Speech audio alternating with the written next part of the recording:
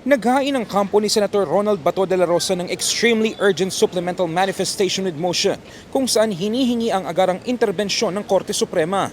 Gate nila, ang banta na dati ituturing na haka-haka ay naging real, actual at immediate, lalo na matapos ang umunitang kang warrantless arrest sa Senado.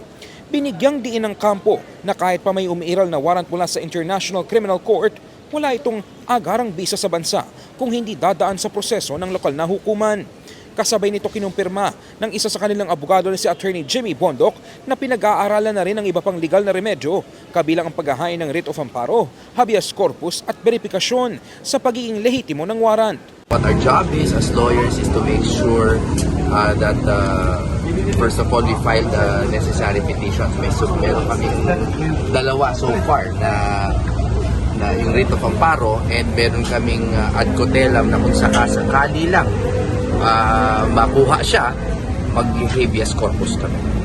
Para na rin yung batas but they are issued in the rulemaking power of the Supreme Court. No?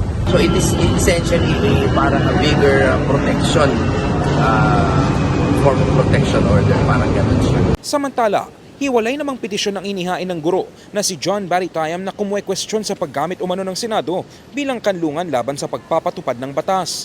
Sa kanyang petition for certiorari in prohibition, hiniling niyang ideklarang walang bisa ang Senate Resolution No. 44 at pagbawalan ng Senado at si De La Rosa na gamitin ang kanilang tanggapan upang hadlangan ng pagpapatupad ng warrant of arrest. Iginit ni Tayam na maaaring magdulot ito ng constitutional crisis at kahit umatras pa ang Pilipinas sa ICC, nananatili pa rin umanong may pananagutan ang mga opisyal sa mga aksyong naganap ng miyembro pa ang bansa sa Rome Statute. Ay hindi porket tayo ay na-withdraw ay automatic mabubura na sa record yung ginawang kamalian o kasalanan ng mga violator noong tayo ay miyembro pa ng ICC. Hindi rin daw dapat gamitin ng Senado bilang proteksyon laban sa pagpapatupad ng batas. This point, hindi na sana gamitin yung Senado.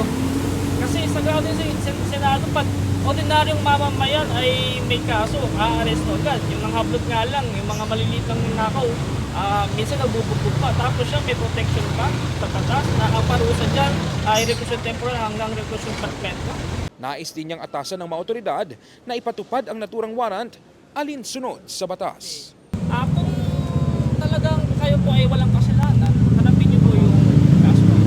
Hindi po kayo masasabing inosente kayo kung takbo kayo ng takbo or tago kayo ng tago.